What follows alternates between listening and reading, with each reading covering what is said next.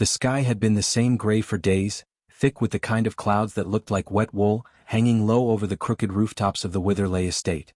Inside its walls, the fire always burned too low, and the air always smelled faintly of lavender polish and something older, something like dust-covered secrets. Lyra moved through the hall like a shadow, feet silent, face down, hands always busy with something, folding linens, polishing brass, or sweeping ashes from the stepmother's hearth. Her steps never echoed, her sighs never escaped. She had long since learned the virtue of quietness. Not because it was her nature, but because noise had brought her nothing but pain. The house wasn't hers. It had once belonged to her mother's family, before her mother died and her father remarried. Before her father vanished into the woods one rainy night, never to return.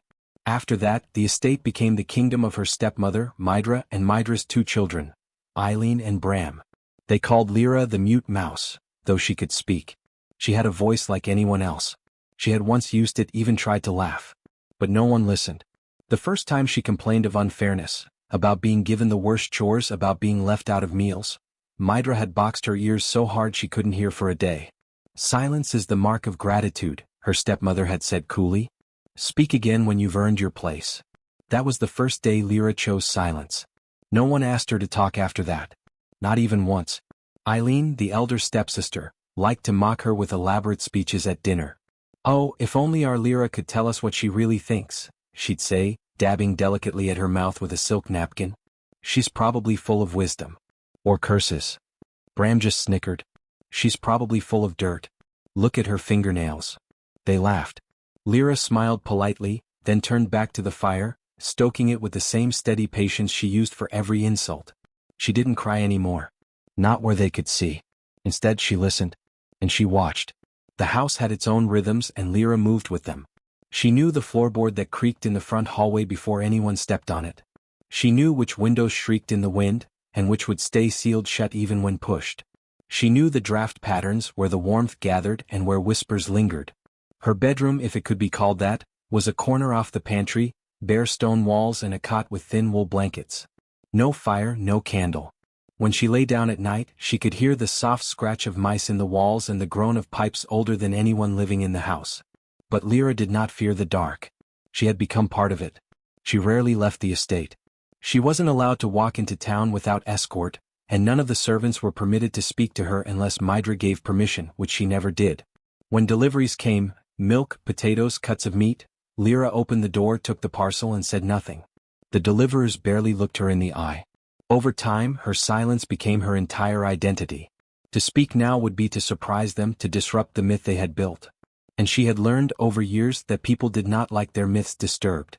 They would sooner bury a truth than face the shame of believing a lie. So she let them believe she was nothing. There were days, especially in the dead hours of morning, when she wondered what it might feel like to scream. Not a word, not a sentence. Just a raw sound. Would the house echo back? Would it collapse? She never screamed. She hummed, sometimes, but only when scrubbing stone or stirring soup. Soft, tuneless sounds that rose and vanished like steam. She never realized the walls sometimes responded, humming back so faintly that only the bones could hear it. Lyra had turned 16 in silence. 17 too. She didn't know the day of her own birthday anymore. The calendar in the drawing room had been ripped months ago, and no one bothered to fix it. Seasons came and went through window panes, not invitations. In winter she carried wood to all the fireplaces. In summer she washed the steps in buckets of cold water, even when her hands turned red and raw.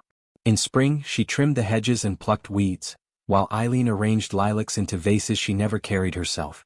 In fall she gathered apples that no one else would eat and made jam that no one else would praise. She was a ghost with a heartbeat. And no one noticed. Mydra noticed the work but not the worker. She ruled the house like a statue might rule a square, present in every space, yet incapable of true connection. Her voice was slow and clipped, her movements deliberate, and her affection saved only for those who offered her praise. She never praised Lyra. Only issued commands. Short, cold things. More soap. Polish that again. You missed a spot. And worst of all, speak only when spoken to. The irony, of course, was that Lyra never was. The only voice she heard regularly was her own in her head, thinking things she would never say. Clever retorts. Sarcastic observations. Sharp comebacks. Her silence didn't mean she lacked a personality. It meant she buried it under layers thick enough to survive. And still she dreamed. Dreams were the only place she truly lived. In dreams, she stood at the center of the drawing room, speaking to them all, not screaming, not weeping, but speaking calmly and with weight. The fire would flare behind her. The shadows would lean in. They would listen. Sometimes, in the deepest dreams, she stood in the hallway with her hands glowing, and the portraits on the wall would whisper her name, over and over, like a spell. But in the daylight, those dreams felt thin and brittle. Like cobwebs, they vanished with the sun. Still, there were things she noticed. The mirror in the upstairs hall, for instance, it had warped at the corner. She knew because her reflection sometimes blinked before she did. The old grandfather clock in the foyer had started to tick backward on stormy days. And the cellar door creaked open by itself when the wind came from the north, even though there was no draft strong enough to move it. Little things. Odd things. Easy to ignore. But Lyra didn't ignore them. She watched. And one night, one ordinary fog-soaked night, she lit a candle in the kitchen, stood over the sink with her sleeves rolled up and paused. She could have sworn she heard her name. Not spoken. Breathe. She turned, expecting to see Mydra or Eileen waiting to scold her. But the kitchen was empty. The windows rattled softly in their frames. The fire cracked. And the candle flickered not with wind but with purpose. She said nothing. But the house did not feel empty anymore. Not quite. The next day she found her name etched faintly into the frost on the window pane. No one else noticed. No one else looked. So she kept serving. She kept cleaning. She kept watching. Because Lyra, the silent girl in the pantry cot, the servant in her own bloodline's home, was no longer just a servant. She was a witness. And though her voice remained hidden behind locked lips and clenched teeth, something in the house had begun to listen. Silence, she would soon learn, was not the absence of sound. It was the waiting place of power. And power had begun to stir. The days fell into one another like identical stones dropped into a still pond. Each ripple vanished before the next began. In that quiet rhythm Lyra lived, or more truthfully served. She rose before dawn. Always the first to stir, even before the coals of the kitchen hearth dared glow again. Her feet were calloused from the cold stone, her fingers cracked from years of soap and ash, and still she moved through the manor like breath itself, light, unseen, and expected. The Stepfamily never acknowledged that she kept the house running. That her hands set their fires, folded their linens, and placed sugar in their tea with mechanical precision. The smoothness of their days relied entirely on the effort she poured into them. But to them she was a shadow in the corner. A piece of furniture with legs. When Bram tracked mud across the front hall, which he did daily, he never apologized. He simply barked a single word as he passed, rug. That meant she had to fetch it. Shake it. Scrub the floors beneath. No matter the hour. Eileen was worse in subtler ways. Her cruelty came with perfume and a laugh, the kind that curled into Lyra's spine like smoke. "Oh no," she would say loudly, knocking over a silver comb or spilling a cup of jam on the fresh tablecloth. "I'm dreadfully clumsy today. But no matter, our little ghost will clean it, won't she?" Mydra rarely spoke to Lyra at all anymore. She had reached the stage of tyranny where the servant's name no longer mattered. Orders were issued with a flick of the hand, a point of the chin, or worst of all, a single look. Lyra had learned to translate those glances like a second language. At meals, they dined at the long table set with heirloom silver and wine the color of blackberries. Lyra stood by the sideboard, pouring, collecting, clearing. No chair had ever been offered to her. The table had 4 chairs, one for Mydra, one for each of her children, and one for guests who never came. Lyra had once tried to eat a crust of bread while standing in the hallway. Mydra had noticed the crumb on her lip and flung her own half-eaten slice into the fire. "Stealing are we?" she had said coolly. "Even mice know better." So Lyra ate alone. After the others had gone to bed. Cold scraps, picked quietly in the kitchen, usually by candlelight, always with her ears alert for a floorboard creak or the unmistakable sigh of Mydra descending the stairs. There was nowhere in the house that belonged to her. Except the dark. The dark at least did not demand anything. It didn't ask her to smile, didn't scold her posture, didn't mock her quiet. In the dark, her hands were her own. Her breath was not borrowed. She sometimes cried, but never loudly. Only when she was certain they were asleep. Only when the pantry door was shut and the candle was snuffed. In those moments the tears came like rain, quiet, steady, not dramatic, just necessary. But it was during those tears that strange things began to happen. The first time the candle in the kitchen flared, a sudden flash of light, though no draft was near. It startled her, but she told herself it was just a trick of air, a chimney cough. She wiped her cheeks and said nothing. The second time it was the whispers. They didn't come from the walls. They came from underneath. She had been scrubbing the floor near the old root cellar when her tears dropped, one by one, onto the stones. As the salt touched the cracks, she heard something, faint like breath, like her name said backwards. Lyra paused, her rag in hand. Breath caught. But when she leaned closer, the whisper stopped. She rose and walked away. The third time it was the mirror. That long, warped one in the upstairs corridor, the one she was never allowed to touch. Its frame was carved with roses and thorns, blackened with age. It always felt too tall for the hallway, like it didn't belong there. She was dusting beneath it when a single tear escaped. She hadn't meant to cry, it just fell, and landed on the wooden floor. The mirror fogged. Only hers. Just her reflection, blurred and wet, though the rest of the glass stayed clear. Her face smeared across the surface. And for a split second she saw herself smile. But she hadn't. She turned away quickly. Her stepfamily never noticed. Or if they did, they didn't care. Because to them she was invisible. One morning Eileen walked through the parlor, dragging her lace train behind her. It snagged on the corner of the tea cart, tugged the whole tray down. A crash of porcelain. She turned on Lyra without hesitation. Why didn't you catch it? Lyra had been at the window polishing glass. She turned, her hands half raised. But she said nothing. She never did. Eileen's face twisted with annoyance. Honestly, you're not even good at being silent. You just suck the joy out of every room. Bram cackled from the doorway. She's like mildew. Always there. Always damp. Mydra, sitting nearby with a ledger in her lap, did not look up. Lyra bent down and began gathering shards of ceramic, one by one. Her hand bled where a sharp piece caught her palm. But she didn't flinch. That night, while pressing a damp cloth to her hand, she stared at the pantry wall. The crack in the stone had widened. She hadn't noticed it before. It curled upward like a claw. She reached out just once and touched it. The stone felt warm. For the first time in her memory, she shivered. More things began to happen after that. She noticed the lamps sputtering when Bram shouted. The air thickening when Eileen slammed her door. A painting above the stairs had shifted one night, tilted sharply to the left, though no one had touched it. Then came the sugar bowl. Lyra had placed it perfectly, as always, in the center of the table. But when Mydra lifted the lid, a cloud of ash puffed out instead. Mydra recoiled, sputtering. Eileen screamed. Lyra was blamed. Stupidity or spite? Mydra had asked, eyes like glass.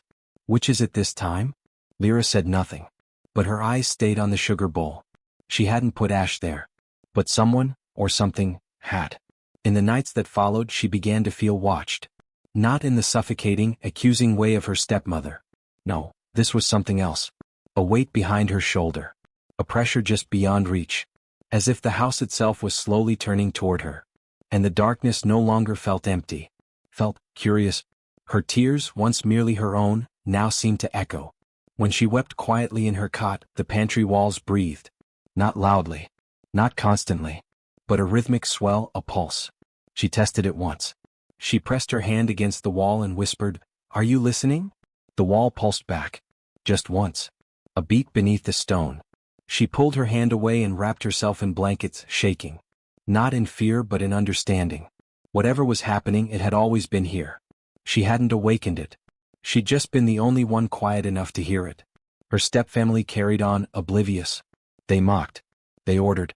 They sighed and whined and filled every room with their sharp, shallow voices. But Lyra had begun to feel not alone. She kept listening. She kept watching. And sometimes, just sometimes, she smiled in the shadows. Because silence, it seemed, had finally started speaking back. The sky went dark without ceremony. No stars. No moon. Just a thick stretch of black velvet drawn across the heavens. The kind of night that made every candle feel too small and every room too large. Lyra had noticed the shift early in the evening as she lit the sconces in the hallway, each flame flickering low, as though reluctant to burn in the dark that waited beyond the windows. She did not mind the moonless nights.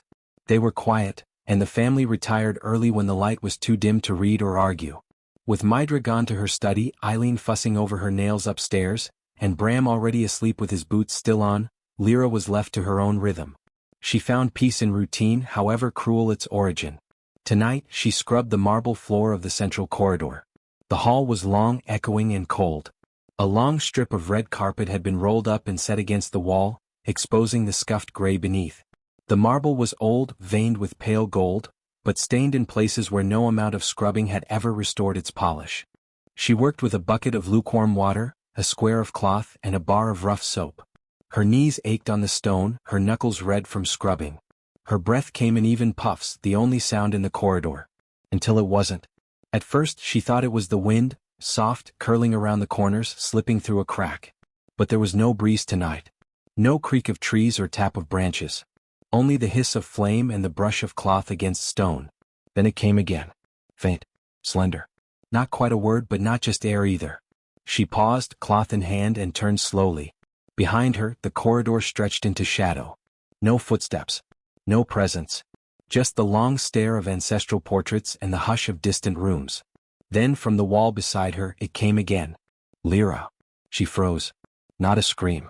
Not a growl. Just her name. Said gently. As if from someone who knew her. Her heart thudded. The water rippled in the bucket without being touched. She whispered, "Who's there?" But the wall said nothing else. She waited, straining her ears. Her heart had begun to race, not with fear exactly, but something more uncertain. The sensation of standing on the edge of a thought. When the voice didn't return, she dipped the cloth back into the water and resumed scrubbing, slower now, her eyes flicking toward the wall every few strokes. She told herself it was her imagination. The night playing tricks. The way the silence sometimes filled itself with echoes of memory. But when she returned to her cot that night, she could still hear it, her name as soft as a sigh, curling inside her head. She lay awake long after the embers died, staring at the dark stone above her, wondering if the wall had lips. The next morning came cold and ordinary. She served breakfast, picked crumbs from the hearth, scrubbed silverware until her fingers ached. Neither Mydra nor her children noticed anything different about her. They never did. That night, she returned to the hallway with mop and bucket in hand. Not because she was told to, but because she had to know. She worked as she had the night before, waiting, listening. It came again halfway through her second stretch of tile. "Lyra," said the wall. Slightly louder this time. Still low, still calm. She stood, breath shallow. This time she didn't speak. Instead, she reached out and pressed her palm to the place where the sound had come from. The marble was cool beneath her skin. But as her hand lingered, the coolness gave way to something else. A tremble. A vibration. Like the wall was breathing under the stone. She gasped and pulled back. The name did not come again that night. But when she returned to her cot, the candle she'd left on the shelf was gone, and in its place was a circle of ash. No windows were open. No smoke anywhere else in the pantry. Just that single ring where the wax had been, burned too cleanly to be natural. The third night she brought no bucket. No cloth. She came only to listen. She stood in the center of the corridor in silence for what felt like hours. The walls loomed tall on either side, draped with paintings and sconces, their flames curling inward. Then the voice came. Clearer this time. Not just her name. "Lyra, listen." She swallowed hard. Her mouth was dry. To what? The wall sighed. Like wind rushing through keyholes. And then, 7. That was all. One word. Not a command. Not a warning. Just a number. 7. Lyra pressed her hand to the wall again. No pulse this time. Just stone. Just stillness. But when she turned to go, every flame in the corridor leaned toward her, just a fraction, as if bowing. Then returned upright. She ran to the pantry and didn't sleep at all. The next morning she watched her stepfamily with new eyes. She poured tea and cleared plates as always, but her ears were tuned to something deeper. Their voices seemed shriller, faker. Their laughter hollow.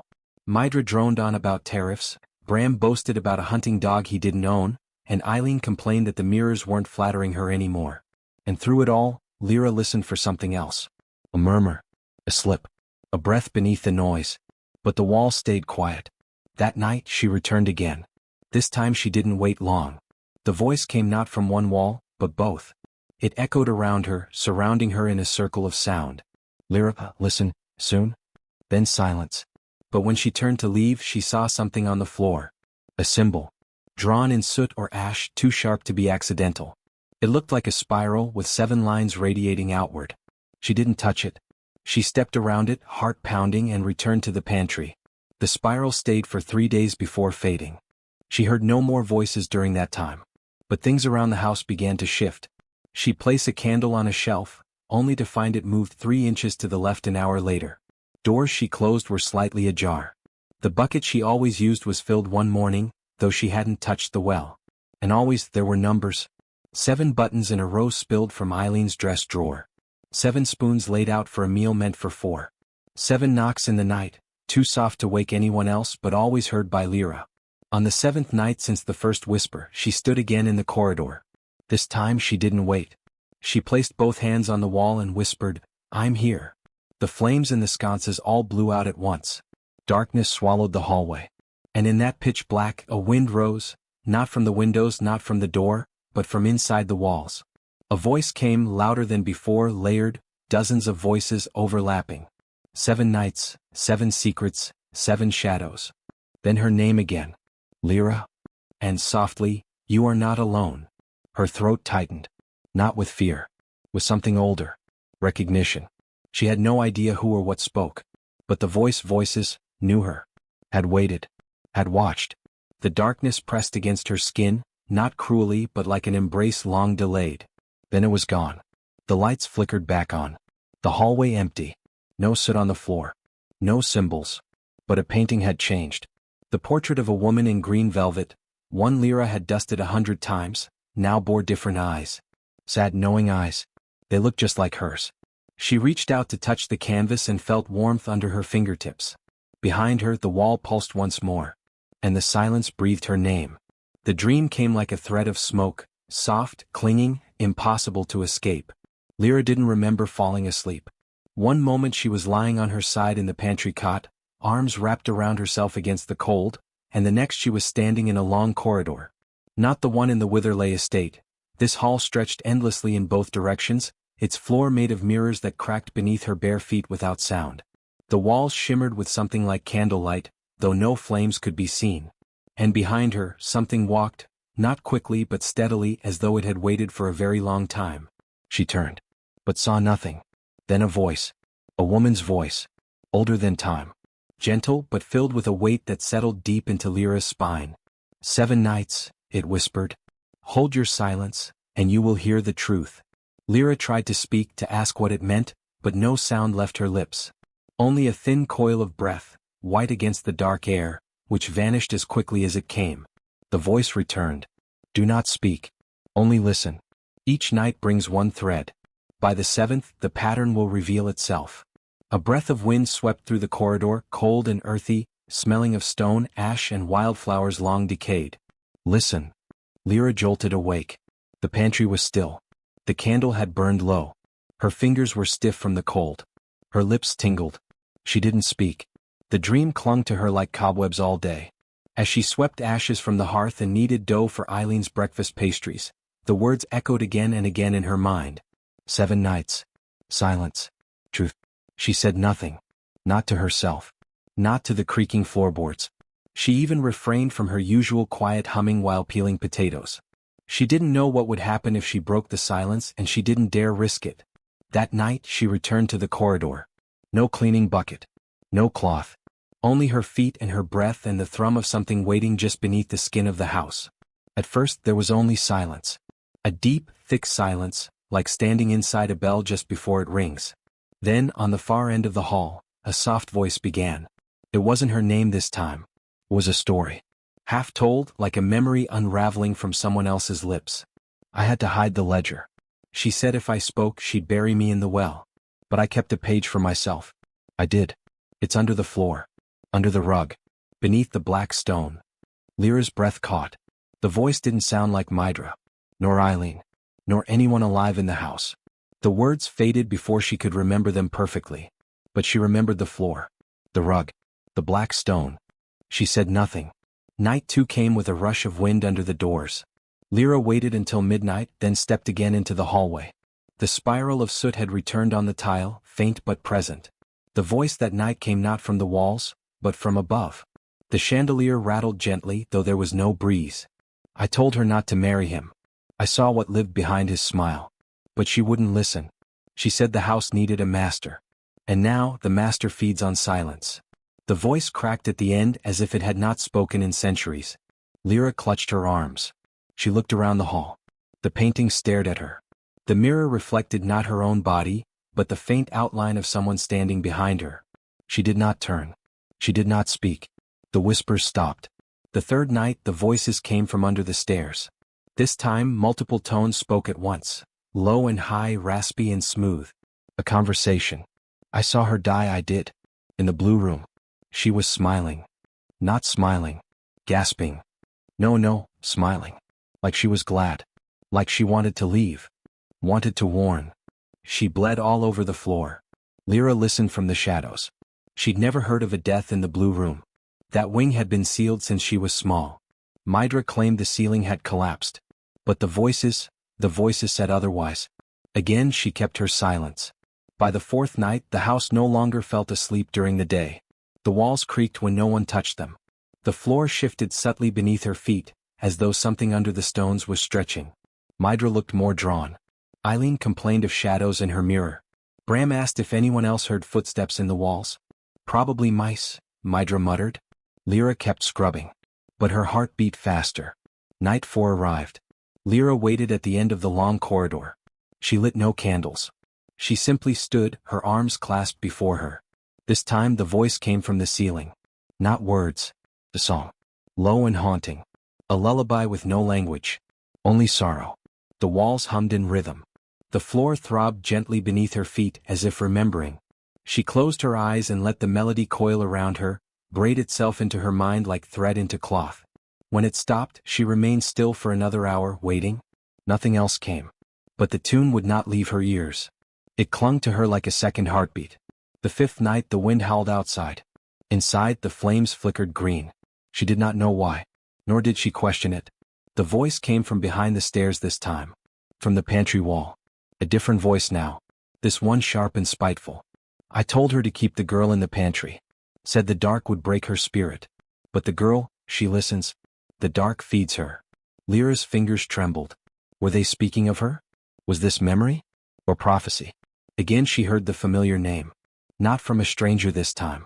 From a voice she recognized. Mydra's. Or something that wore her voice like a glove. She has her mother's blood. We should have drowned her then.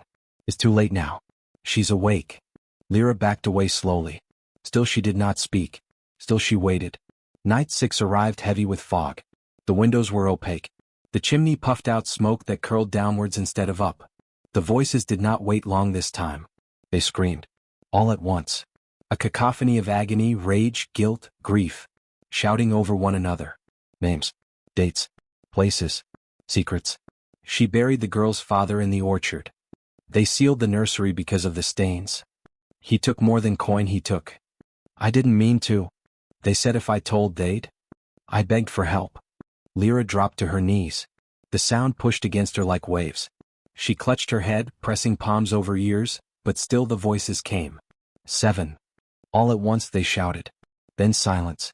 So sudden it rang in her ears. The candle behind her blew out. The spiral on the floor glowed faintly. She could barely sleep that night.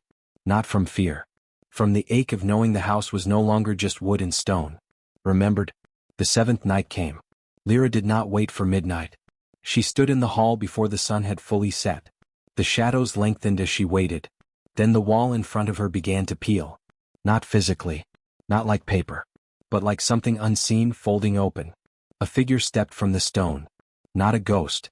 Not quite human. A woman in a dress of torn threads and ash. Her eyes were hollow. Her mouth stitched shut. But still the voice came. Not from her lips. From everything. 7 nights. You have listened.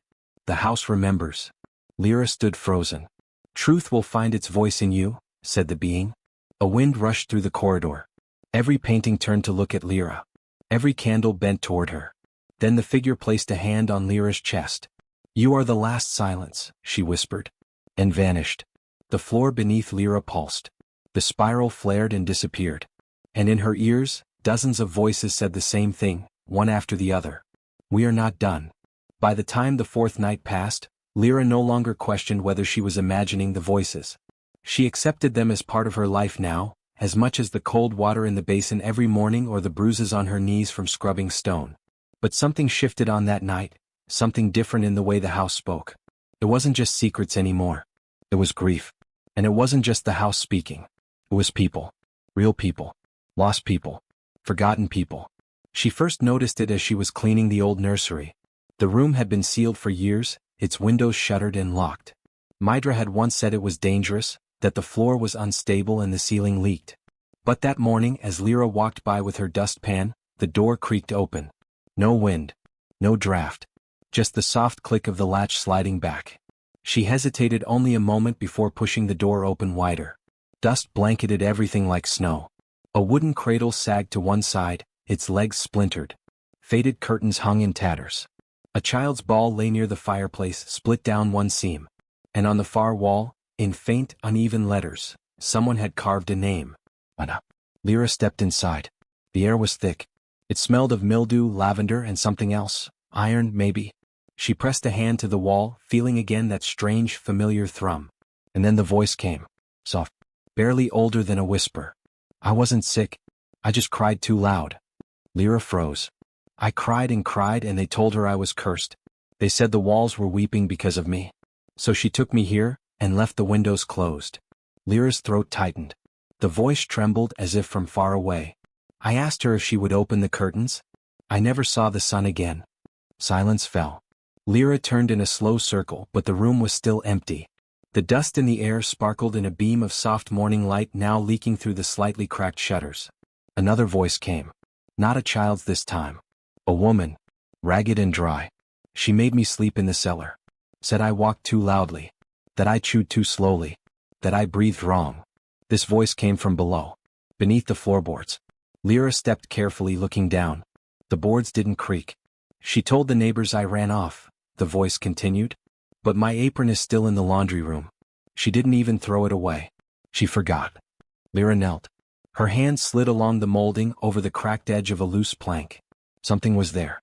She lifted it. And beneath, wrapped in a bundle of yellowed cloth, was a child's hairbrush.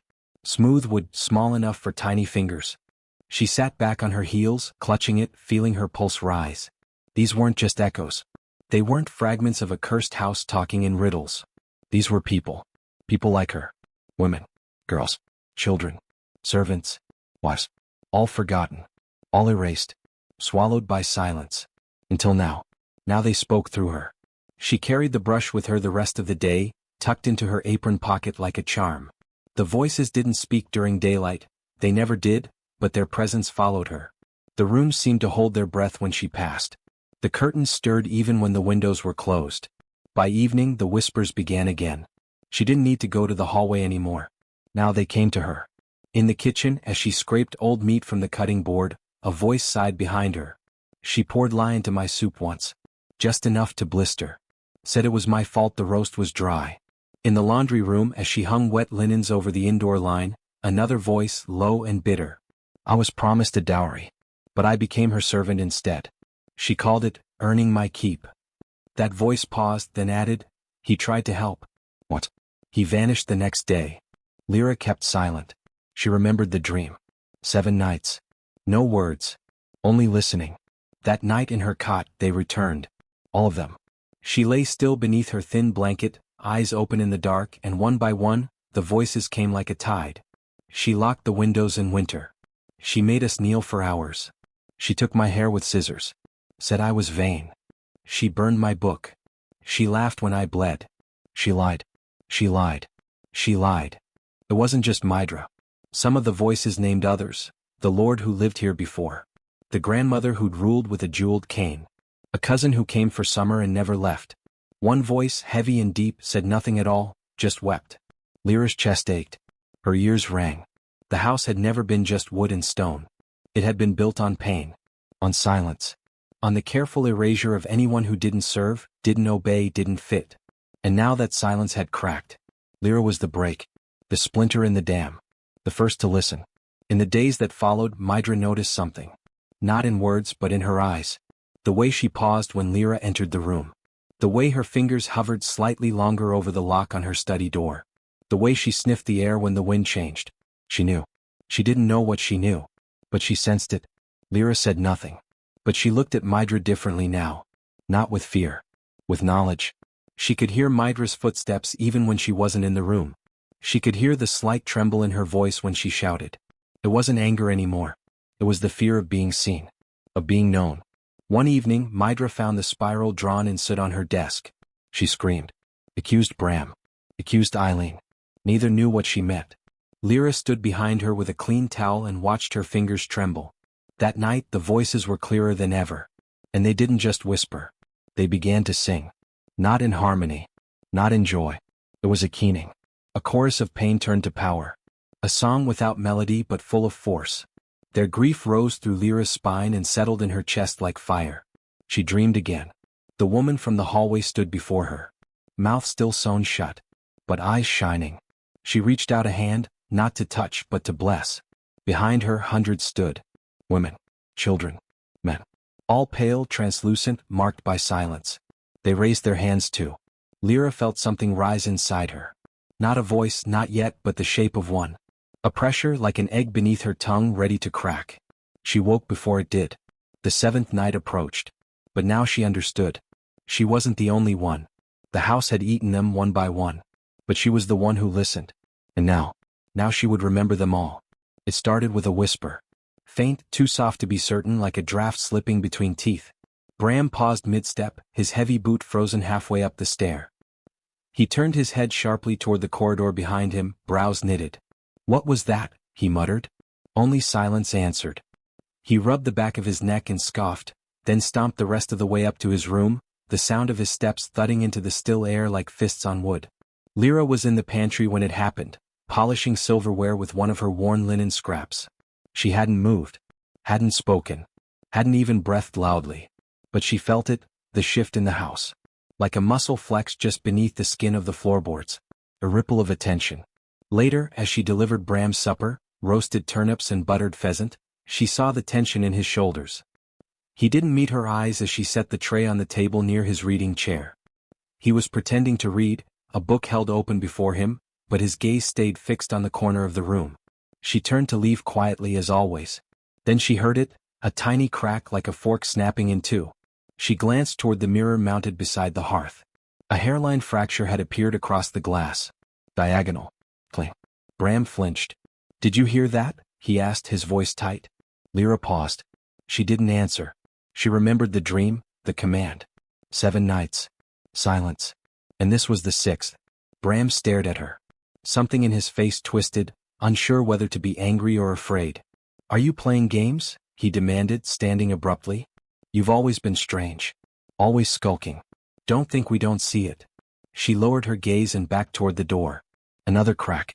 The mirror split further, a second fracture like a lightning bolt crossing the first. Bram cursed under his breath and turned away, pretending it hadn't happened. That night, Lyra listened as the house stirred more violently than ever. The pantry walls creaked. Shadows slipped under the door. The candle beside her cot refused to light, even after 3 matches. And the voices, oh the voices, they didn't whisper anymore. They spoke. They see her now. She's the lantern in the cellar. The breath beneath the stone. They feel us when she walks. They fear her. But they don't know it's not her they should fear. It wasn't a threat. It was a fact. The house was alive. And it was aware. When Lyra passed Bram in the hall the next morning, he stumbled back. His hands shook. He was afraid. She didn't smile, didn't smirk. There was no pleasure in it. Only understanding. Later, from the kitchen, she heard him speaking to Mydra in low tones, urgent and strained. She's cursed, I swear it, he hissed. I heard something again last night.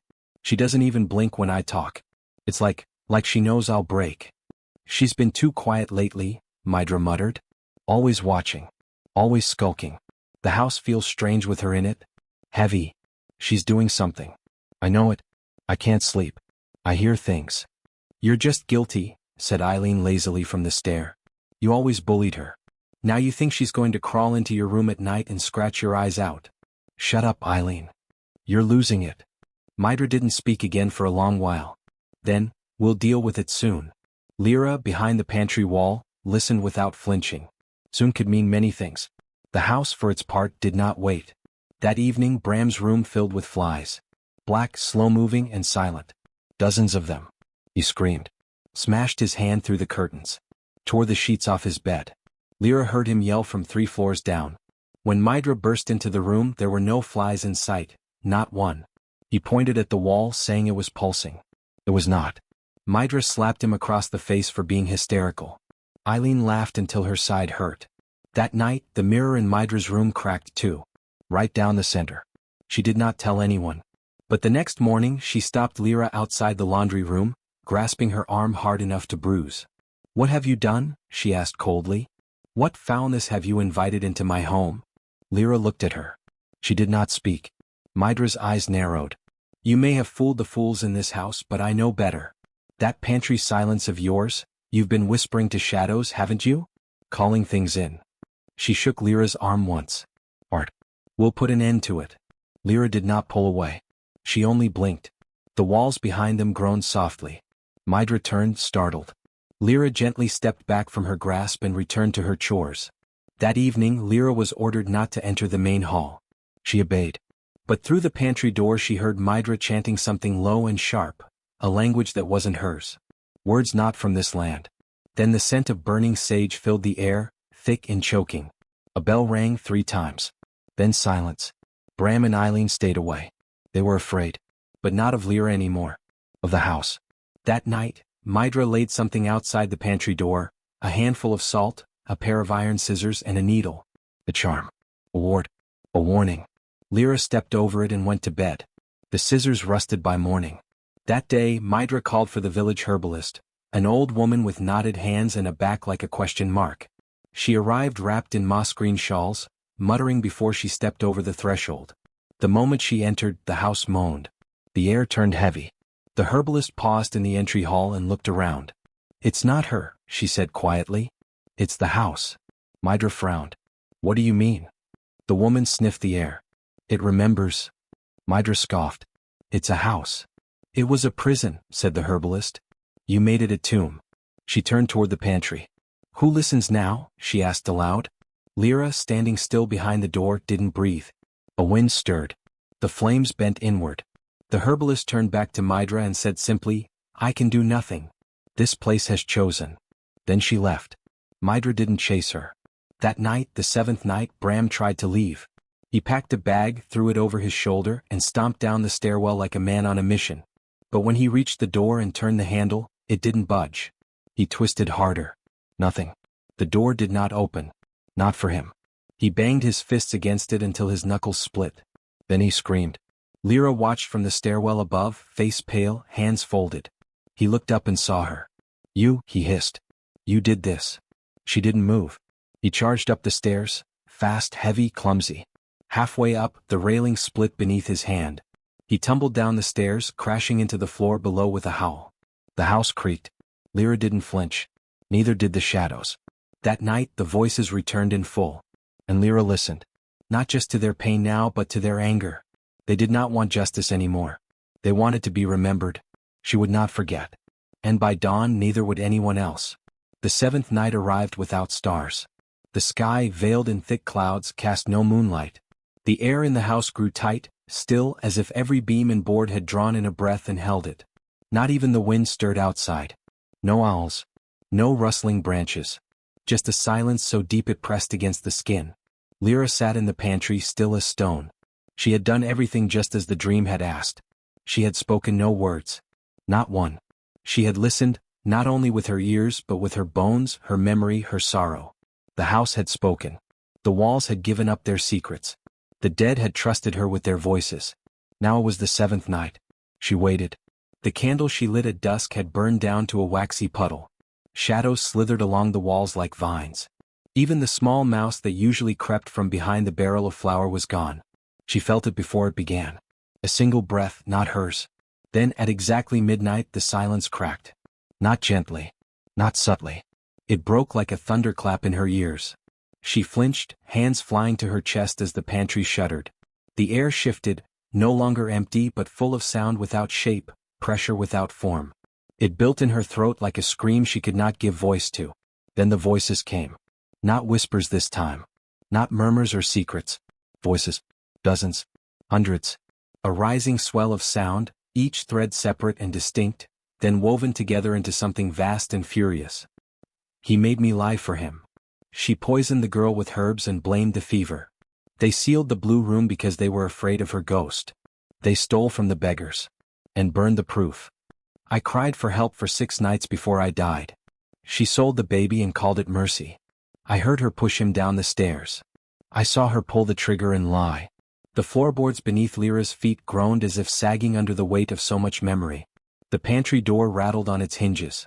She stood slowly, every hair on her arms raised. Her breath came fast now, but still she said nothing. She knew what this was. The storm had begun. And her silence had opened the gate. Beyond the pantry the house erupted. Midra screamed first. A raw, panicked sound that echoed off the plaster. Then Bram shouting her name over and over, voice cracking in disbelief and fury. Then Eileen, shrill and confused, demanding someone explain why the floorboards were buckling, why the walls were speaking. Because they were. The entire house spoke. The walls groaned and spat out words that had been swallowed for decades. I loved her. And she let them hurt me. She made us kneel until our legs gave out. He took what he wanted. And they called him noble. She buried me under the pear tree. I was only 10. Lyra, she sees us. Lyra, she knows. The house called her name not as a curse, but as a chorus. A song of memory.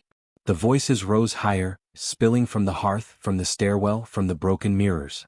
A mirror in the second-floor hallway shattered into dust with a sound like a cry. Paintings tipped from the walls. Windows fogged over with words scrawled in unseen fingers. Truth. Truth. Truth. Lyra walked from the pantry without hesitation. No one stopped her. The spiral on the floor near the main corridor pulsed with pale light. The air churned around her like wind, though no wind blew. Shadows bowed away from her path. The candle flames flickered blue as she passed. At the far end of the house, the great bell tolled. No one had touched it. It hadn't rung in years. Still it sounded once, twice, 3 times, summoning. The family gathered in the main hall, drawn by terror, by awe, by something they could not explain. Midra was white as bone. Her lips trembled. Her hair was undone, her hands shaking as she held a candle that guttered and hissed in her grip. Bram stood stiffly, shoulders hunched as if expecting to be struck. Eileen wept silently in the corner, her eyes darting toward the walls as if expecting faces to emerge from the plaster. Lyra entered. The voices did not stop. They surged. And for the first time they spoke to the living. To them. You lied, they said. You stole. You watched and did nothing. You punished the innocent. You erased us. Midra shouted, this is witchcraft. You've cursed us all. But her voice was swallowed by the louder truth. You cut my braid and laughed when I cried. You burned her letters so no one would know. You locked me in the attic and called it discipline. You loved power more than you loved your child. You said you couldn't hear us. But we screamed. Bram fell to his knees. Eileen began to whisper prayers she barely remembered. Midra backed toward the door. It would not open. It would never open again, not for her. Lyra stepped forward and stood before them all. She didn't raise her hand. She didn't speak. But the room silenced. Even the voices stopped. Just for a moment. The entire house waited. Then a single voice spoke, deep and ancient and filled with dust. She bore your silence. The shadows stretched behind Lyra like wings. She carried your pain. The spiral on the floor flared bright gold. She remembered us. The house shuddered. And now, you will remember her. Midra fell to her knees. Please, she gasped. Make it stop. I didn't know. I didn't know. You chose not to know, came the reply, not from Lyra but from a dozen voices at once. Bram sobbed. Eileen curled in on herself. The ceiling creaked. The walls cracked. And then, as suddenly as it began, the voices faded. The wind stopped. The candles went out. The air cooled. The spiral dimmed. Silence returned. But it was a new silence. Not the silence of fear. The silence of a story finally told. The house had spoken. The truth had echoed.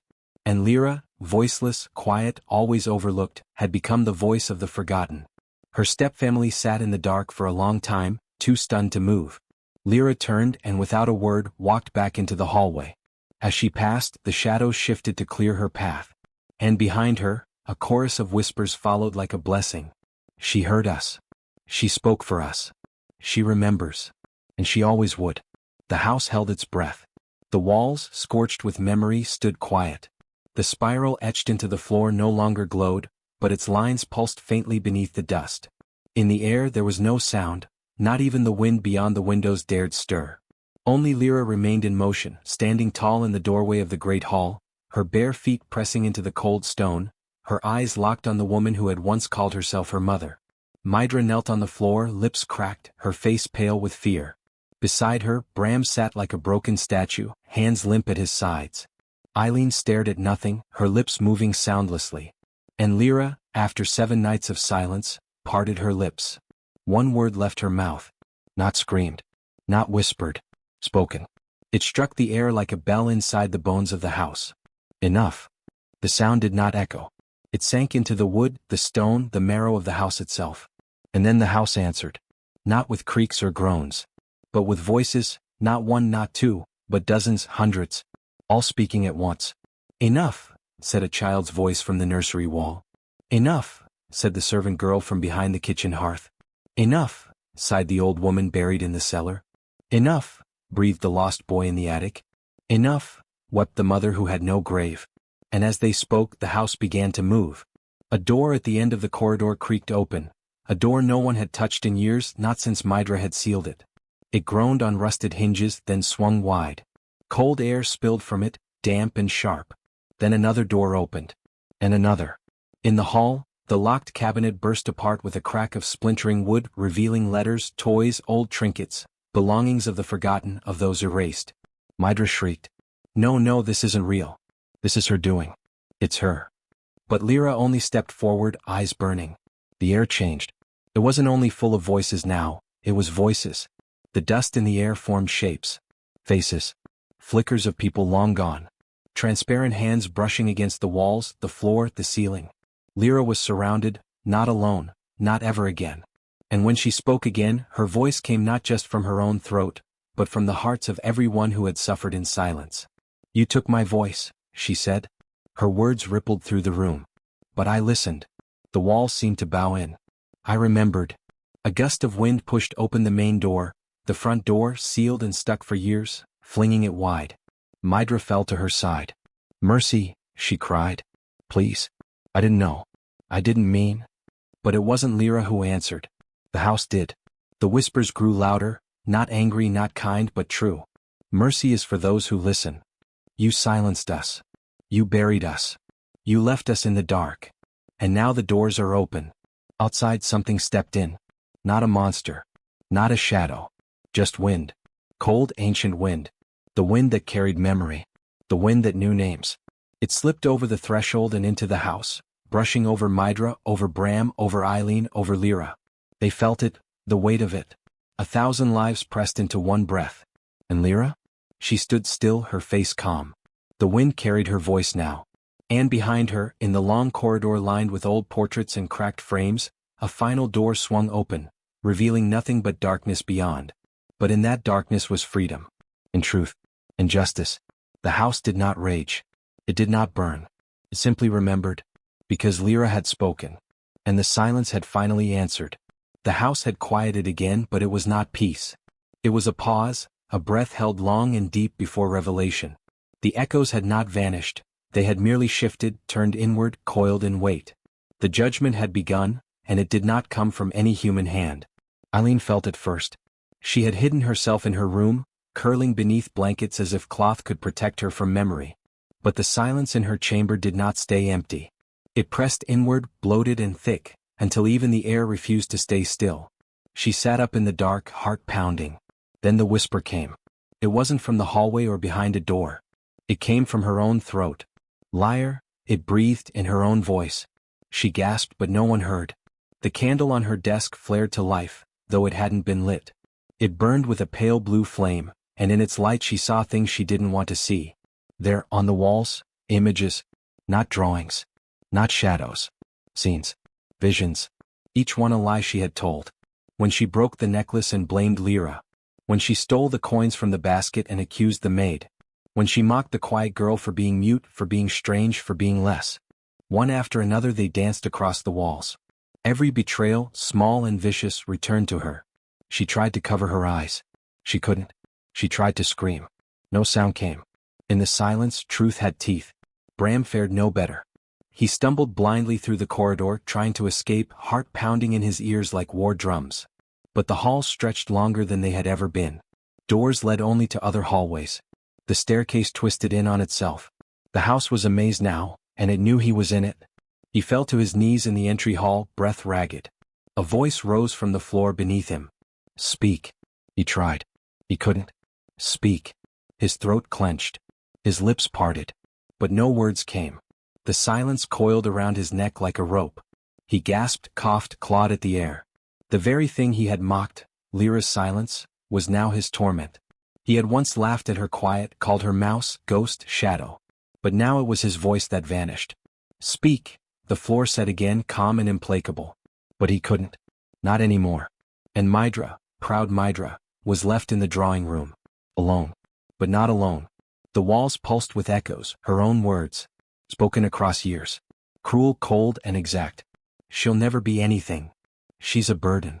She doesn't speak because she knows her voice means nothing. She should be grateful I took her in. They rang over and over, clattering from every corner like broken glass in a box. She clamped her hands to her ears. The voices grew louder. She screamed. The echoes didn't care. Every cruel sentence. Every dismissive tone. Every command barked like Lyra was livestock. All of it returned, louder now, magnified by the years she'd refused to listen. No more, she sobbed. But the house did not hear her pleas. Or perhaps it did, and remembered how she ignored every plea that had once come from a girl in a pantry. The echo would not stop. Because silence, once broken, demands to be heard. Lyra did not leave. She could have. The doors stood open now. The wind had passed through. The spirits had spoken. The storm had passed. But she remained. Not as a servant. Not as a prisoner. But as something else. The villagers whispered about her. From the edge of the woods, they glanced at the tall house with shuttered windows and remembered how it had once stood quiet for years, and how, in 1 week, it had screamed its pain. They said the girl still lived inside. That she never went to market. That she never walked the village path. But sometimes at dusk you could see her through the top window, a slim figure standing still, watching the road. And if you listened closely you could hear things. Not screams. Not sobs. Just whispers. Soft ones. Gentle ones. Lyra tended to the house like a gardener tends to ancient trees. She didn't sweep away every shadow. She didn't scrub every sound clean. Some silences had roots that needed space to breathe. She walked the halls barefoot, listening. When a floorboard creaked, she paused. When the pantry groaned, she nodded. When a wind slipped through the rafters like a sigh, she whispered back. The house had memory. So did she. She had been quiet so long that her silence had become a language. Now it was more than that. It was home. Sometimes a child would sneak up the hill, curious, bold. They'd stand at the edge of the path, staring at the windows. And sometimes, just sometimes, the door would open. And they'd come back down the hill with wide eyes, and stories of a girl with a soft voice who listened better than anyone they'd ever met. They never went inside again. They didn't need to. The house wasn't haunted, they said. Not really. It was guarded. Watched over. Listened to. Because silence, once broken, never forgets. And Lyra, the girl they tried to erase, was now the keeper of the quiet. The house stood tall on the hill, its bones old and creaking, its shutters drawn as if blinking against the wind. Time passed and the village moved on as villages do. Children grew, fields changed hands, faces came and went. But the house remained. So did Lyra. She no longer swept its floors with trembling hands. She did not cook under command, nor fold linens for those who never thanked her. The pantry, once her quiet cage, was now a small sanctuary filled with wild herbs and quiet light. No one told her what to do. There was no need. She listened instead. Not just to footsteps or rain, but to the house. It spoke to her in small ways, a groan in the rafters, a sigh in the stone, the hollow pop of settling wood. She could hear when it was content. She could feel when it remembered. The spirits had grown quiet but not absent. The walls still carried weight. Not sorrow now but memory. Sometimes she would sit in the great hall, hands resting in her lap, eyes closed. Listening. Beneath her, beneath the wooden planks and ancient beams, the voices of the forgotten would hum gently, like the rustle of leaves. She did not try to summon them. She simply kept space for them to remain. The village still spoke of her, never to her face but in whispers behind walls and at the market. They say she walks barefoot, one woman told another. Always barefoot. As if the house would be insulted by shoes. I heard she speaks to the wind, another said. And it listens. Children, braver than their parents, sometimes climbed the long hill. They came for dares or curiosity, pockets full of courage and half-eaten apples. They would creep near the gate and stare up at the windows, half expecting to see a ghost. But when they peered too long, a candle would flicker on. Sometimes the door would creak, not open, not exactly. Just acknowledge them.